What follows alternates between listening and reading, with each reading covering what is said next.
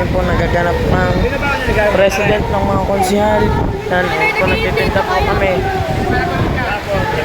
O dyan, malakas ang ulan. So ayan guys, yan po ang butuhan po ngayon ng mga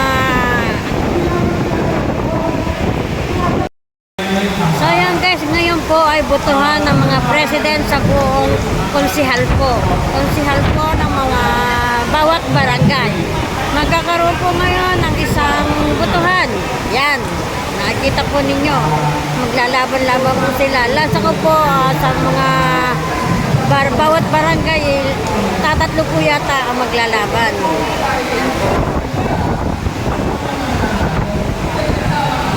So yung guys, yan po ang aming tindahan.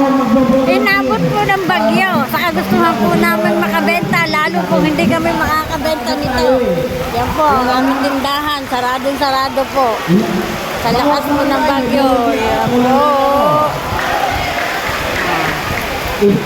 Ayan po. Isa na po. Ngayon, dito namin. Ganun na lang ako. Tatagalo tayo eh. Tatagal tayo. Dilaw na nga tayo eh. Hindi, sandali po. Yun po, sangayon po ngayon doon sa sinabi ni Konsihal, ang Barangay Gate. Ako po, volunteer din ako magbibilang. Basahan na po ang ating mga puwet. Ay, yan po. Okay, para po maging patas sa lahat, yung nominees sa president, pwede po silang pumunta rin sa pagbibilang to witness ng boto, pagpasa ng boto. Ako po, ako po ay isang retired public school teacher ng Muntinlunan. Ako po isang sa eleksyon, lagi po ako umuupo sa eleksyon. Pwede na tayo? Okay! Inabot po tayo ng ulan. Pagpapatuloy na po natin itong ginagawa natin. Ngayon po, bago po tayo pumili na... Guys, Opo, ay sa sige, kanya-kanyang pwesto. With the respect of... yan po. Nagpapataya po ng ending at yan, shout out sa dalawa. Yan, magsisimula na po.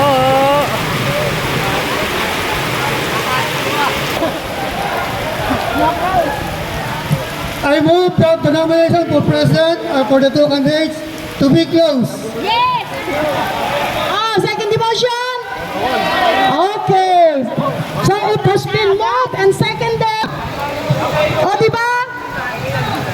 Nasa bylaws po din yun. Open nomination. Open nomination. Kaya yun ang sinasabi ko sa inyo kanina, na kapag nai-enter ang lahat ng kandidato, pwedeng diretso ng boto. Mayroon pong umime, sayang daw po yung iba. Ay di, pagbigyan lahat. Diba? So, kayo po ipamimigyan na ng papel at boboto muna. Ay, mga SK, mamigay na ng papel. Rosales. Ay, puta. Alam ko nga ba? Ang pangalawa po natin ay walang iba kundi si Konsihal July.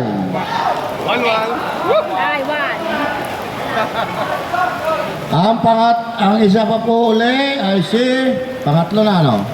Si Konsihal July. Ay, okay, sige. Sige. Okay, sige po.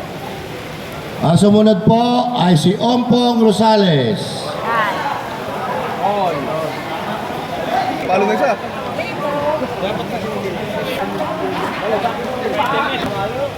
Binibilang ko ba? Ikaw nakakora eh. Okay. Nasabihin mo ba number? Oo.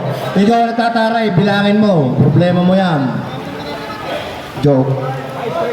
Rosales Ompong. Pag sinabi ko pa numero, baka malito pa. Ompong Rosales. Sige. Oo nga ho. Sa pantalan, basa na rin. Ay, baha na rin. July Zacarias. Paspasan ito. Lamang dito ang at sarado. July Zacarias. July Zacarias. Abay, napalo. Opong Rosales. Parehas po ito ha. July Zacarias. July Zacarias. July Zacarias. Aba, wala na kumikis-kis. July Zacarias. Sasarado na at gawa po ay bumuhos na po ang malakas na ulan. Wala po kaming benta, ilalako na lang po mamaya ng dalawa. Baka sakaling may nakakabenta sa lako at yan po, lalakas na ng pagaskas ng hangin.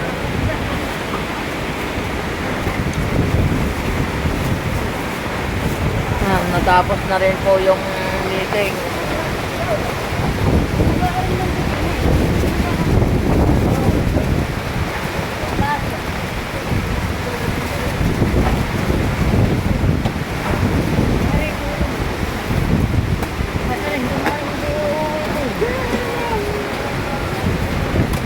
Ginaw na.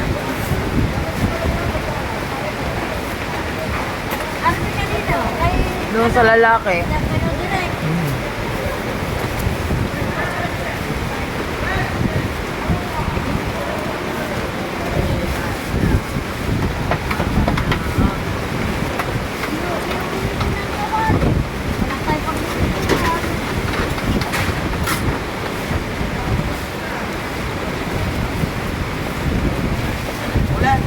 Lakad, hakot na, dalit, nalakas na ang ulan. Aray ang iyo, dali mo na rin doon. Aray yung timba, tsaka planggana. Ay, uuwi yan. Ay, Sa uwi bahay. pala yan. Yan, dala doon. At ako'y nilalamig na ano. Ari pa. Nakala ko kung ano, di isama mo na doon sa cooler. Pauwi na po kami at ang lakas na ng ulan. Aray ko, Diyos ko. Ini ko. Tatakot. Ang lakas ng hangin. Yan po ang ating bata. Naligo na sa ulan habang naghahakot.